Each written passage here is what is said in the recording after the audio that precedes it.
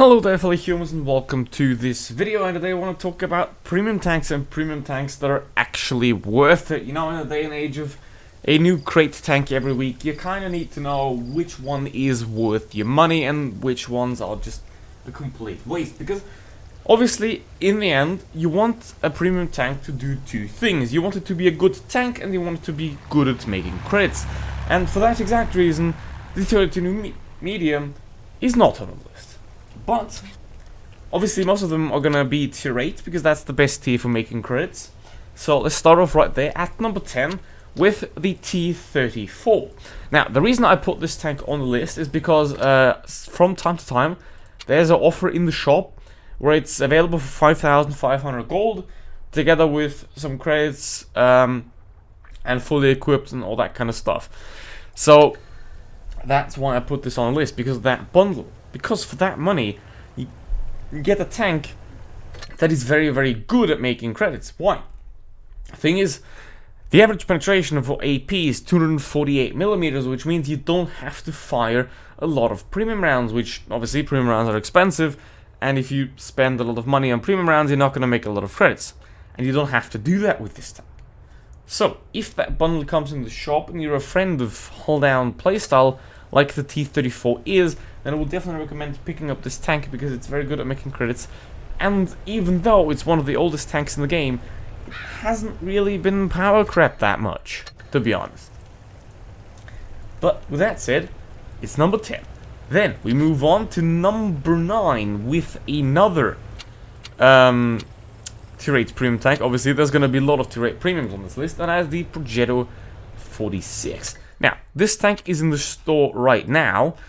As you can see, it is down here, if you can even find that, together with the Carnarvon Action X. Now, the Carnarvon won't be on this list because there are better options, but it is still a tank that is definitely worth picking up nonetheless.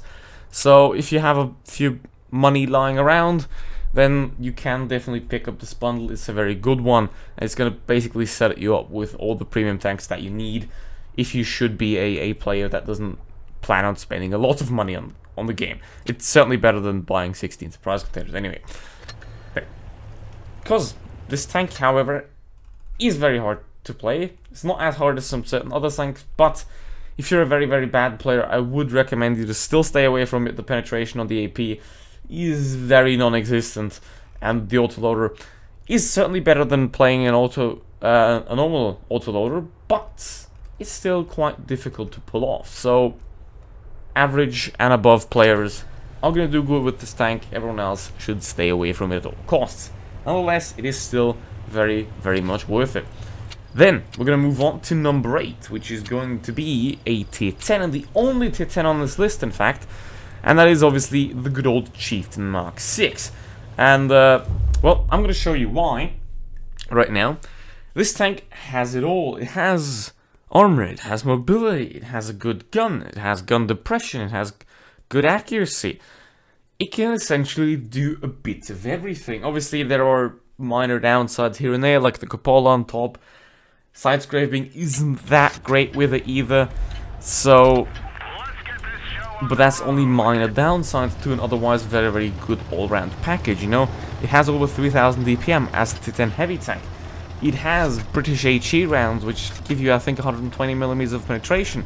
So, it really doesn't lack anything, I'd say. And the thing is, what is great about this tank, it's a heavium, essentially, obviously.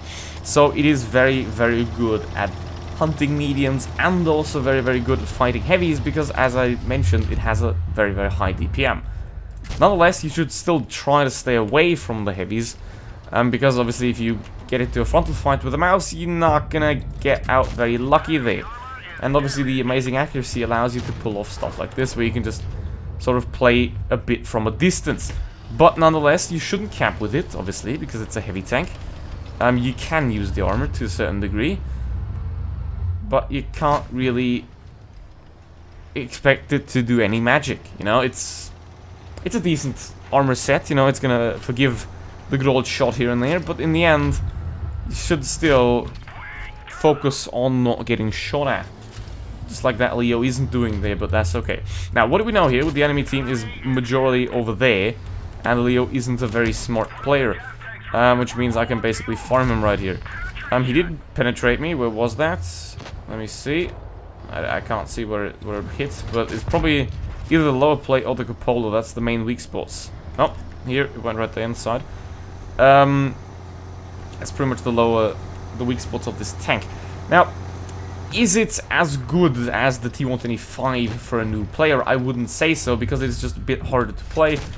It has less armor, so it forgives a bit less mistakes than the E5. But then again, it's a premium, which is great. It has a better gun, so it trades that out, kind of. So, this tank is absolutely worth it, and it has been sold in the store for 20,000 gold before, so that is a very, very great deal for this tank. I mean, it's quite expensive nonetheless, but it is a very, very good deal for a tier 10 premium. Obviously, you should never ever make this your first tier 10. You should learn how to play tier 10 first, and before that, learn to play the game, obviously. But I hope that you all do that, and you're all very good players. Yes, I will hope that forever, but that's probably not going to happen. Anyway, the Chieftain, as you can see, a very good tank. Can really do well in whatever situation you put it in, and that's what's important, right? Because if you have a premium tank and you only have one, you kind of want to have something that is an all-rounder that you can put everywhere. So that's why this tank is absolutely the best option for that. Now, however, speaking of, if you want something that's a little bit less all-round, you want something more specific, and you are a tank destroyer fan, then there is one thing that I would recommend to you, and that is the WZ-121FT, which makes it at number 7, which is also very worth it. So it's mainly only on this list because it's a very, very good tank destroyer on its own. Now, arguments can be made that there is the Tigre 88, but I would still say that the WZ takes the cake because it is a bit more mobile. Obviously, it has less DPM, yes, but it also has more alpha damage, so I would say that the combination of higher alpha damage, higher mobility, kind of puts it a bit above the Tigre. The Tigre is an amazing tank for burning games, so if you have a bit of extra money, pick it up, play it in burning games. Easiest money of your life, but that's not the point here. WZ-120, number 7. If you like non-turret tank destroyers, certainly worth it. Can also be alternated with the Tigre 88, though, if you like it a bit slower. Then, if you like it fast, well, then you go for the mediums, right? But there aren't a lot of good premium mediums out there now, are they? Most of them are, I mean, quite bad. But there is one exception to that, well, 2 with the Progetto, and one of them is the Chimera. This tank is a beast. It only has 2000 DPM, but that doesn't really matter too much because it has very good penetration for tier 8 medium tanks, way more than the Progetto. It has 440 alpha damage, which means you can just out-duel most heavy tanks as well, which is quite insane.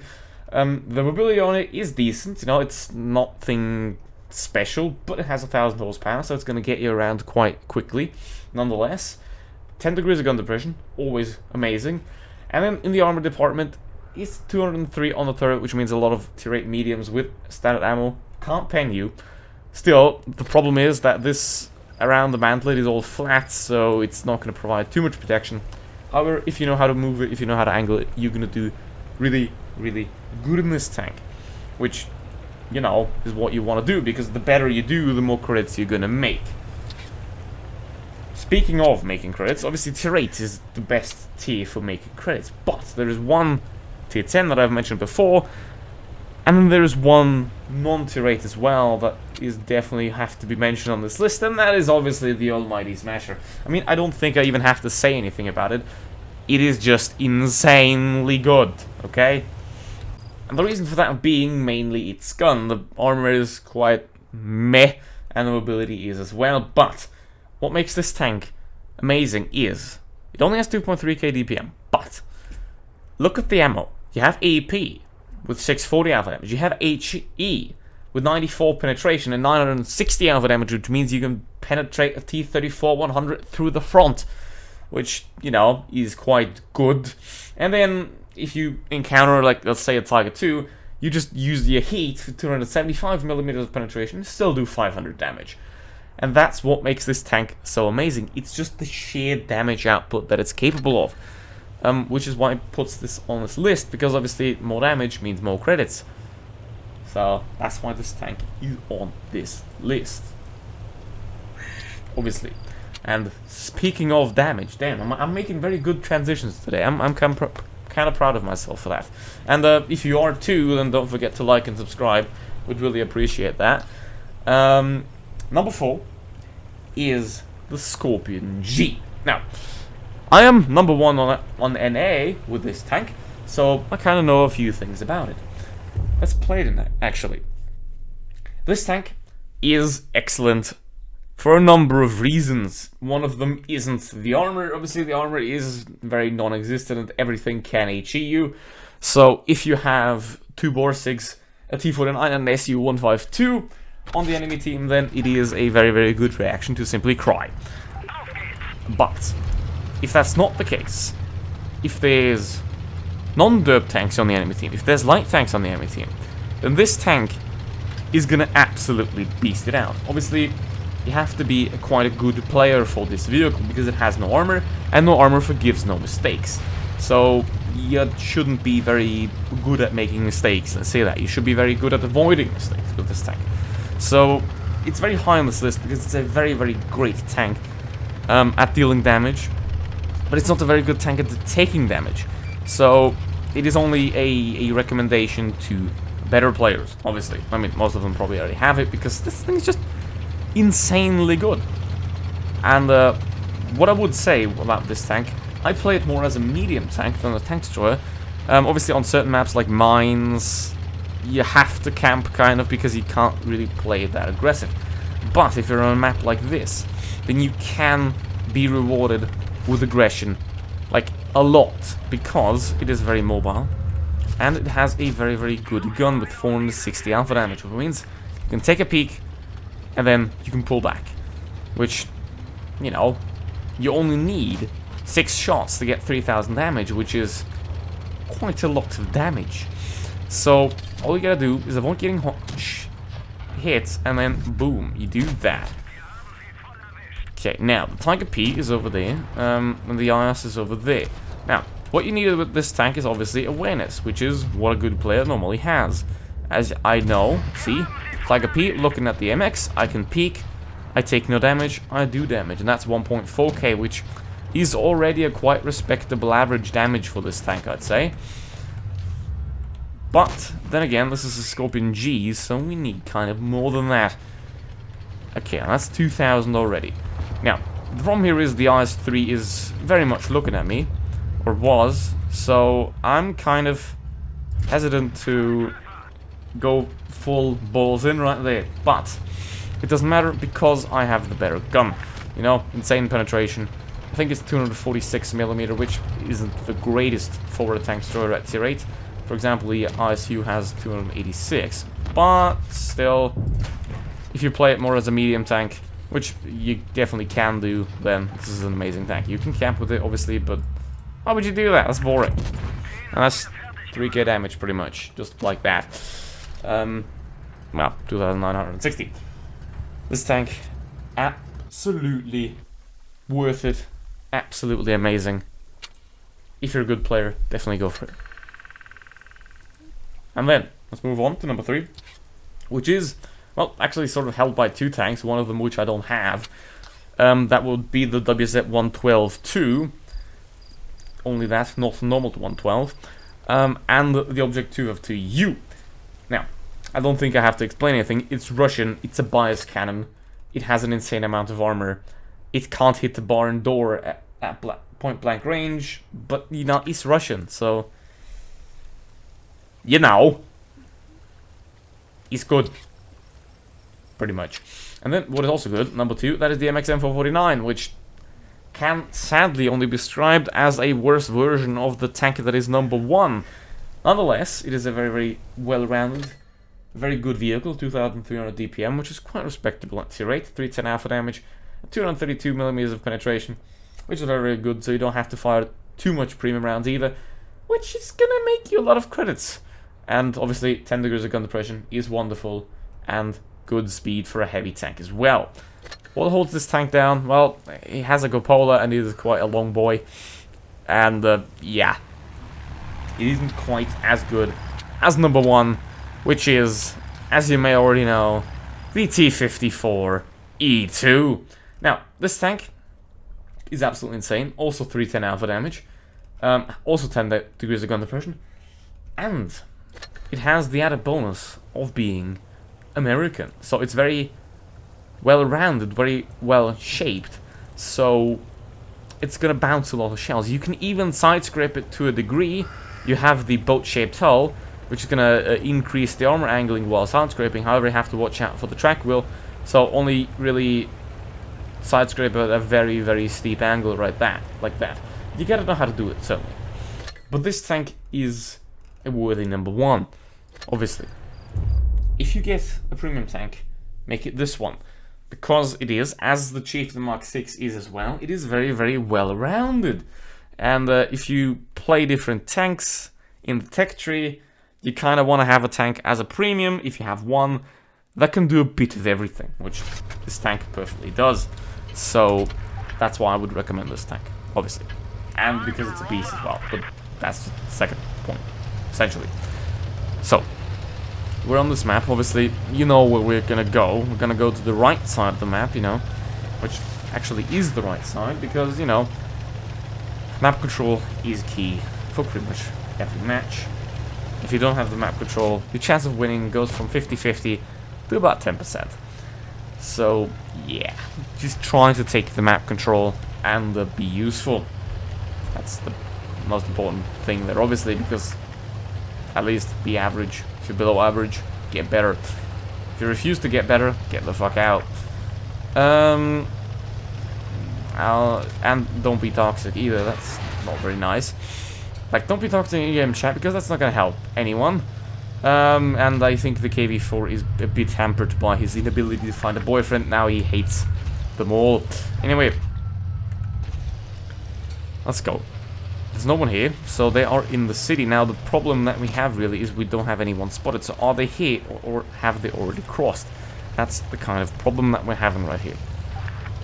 Okay, the FV is taking a spot down that road, so I think we can be quite sure that at least that part is quite clear. Okay, there they are. There's the KV4, he's going back. Okay, that is great. Now we know where all of them are, and now Centurion. Come on. Okay.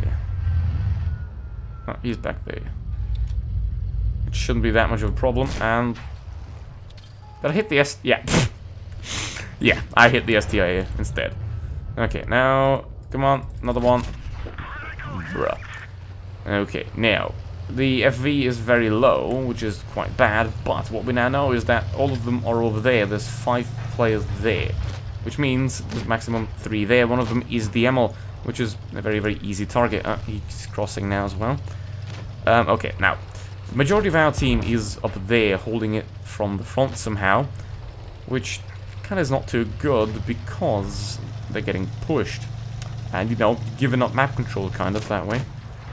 So, it is now on me to regain it and to take it from the back. The problem is I'm alone here, which is... might become quite a big problem in the end.